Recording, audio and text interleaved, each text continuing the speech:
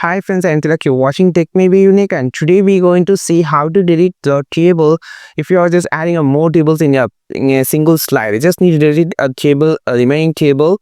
So how to delete a table in your Canva mobile, and if you are new to this channel, make sure to click on subscribe button below. We just quickly move on to the video. So how to delete a table in Canva mobile, just going to show in this video.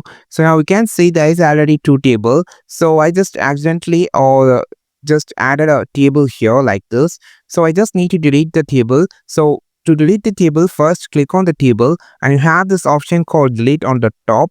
You can click on this three dot option. Here you can find all the other options like add column, delete column, delete row like that.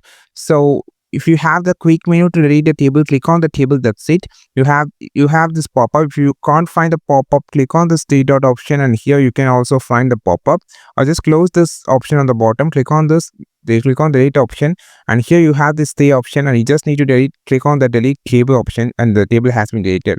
So this is how we just delete the table. Click on the delete symbol and click on the delete table option.